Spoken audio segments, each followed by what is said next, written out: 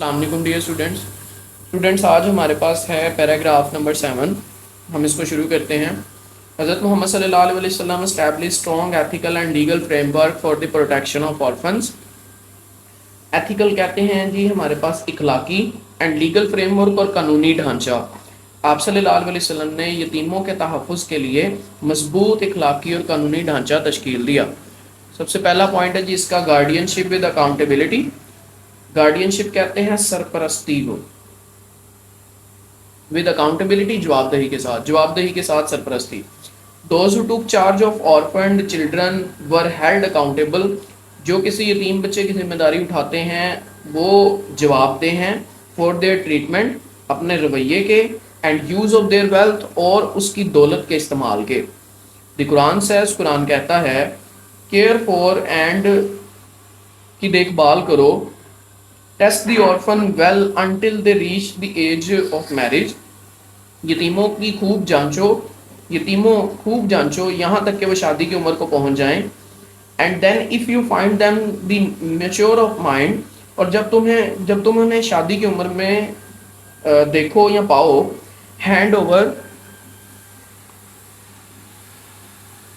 over them their property، تو انہیں ان کی جائیداد ان کے حوالے کر دو. And do not consume it by wasteful spending. wasteful spending کا مطلب ہوتا ہے فضول خرچی کرنا، اور اسے فضول خرچی کرنے میں ضائع نہ کرو. Nor do so in a haste fearing that they will come of age and so take it over. اور نہ اس سے ڈرو کہ ایسا جلدی کرو کہ وہ بالغ ہو جائیں. It is guardian if the guardian is rich، اگر سرپرست امیر ہو، enough to support himself and family، کہ وہ خود کی اور اپنے خاندان کو پال سکے. Let him abstain from his ward's property، تو وہ اسے اپنے زیر کفالت مال سے بچنا چاہیے. But if he is a poor، لیکن اگر وہ غریب ہو، let him consume thereof in a just and reasonable manner، تو وہ اسے معقول طریقے سے اور منصفانہ طریقے سے خرچ کرے. When you hand their property، جب تم انہیں ان کے مال ان کے حوالے کر دو، let there be witness on their behalf، تو ان کے لیے گواہان رہو. God Allah suffix as one who reckons and settle the accounts، خدا حساب لینے اور تصفیہ کرنے کے لیے کافی ہے. آگے جی prohibition of exploitation. ایکسپلوٹیشن کہتے ہیں استحصال کو. جی بیٹا پوائنٹ ہے ہمارے پاس prohibition of exploitation، استحصال کے ممانعت. مس یوزنگ اور grabbing and orphans. Miss using کا مطلب ہوتا ہے غلط استعمال کرنا، گریبنگ کا مطلب ہوتا ہے چھیننا. مس یوزنگ اور grabbing and orphans property was declared a major sin. sin کہتے ہیں گناہ کو. یتیم کے مال کا غلط استعمال کرنا یا چھیننا کبیرہ گناہ ہے.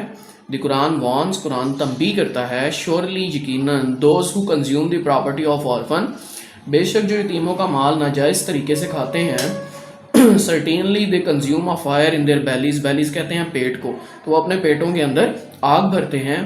and soon they will be roasting in a blaze، اور جلد انہیں بھڑکتی ہوئی آگ میں جلایا جائے گا.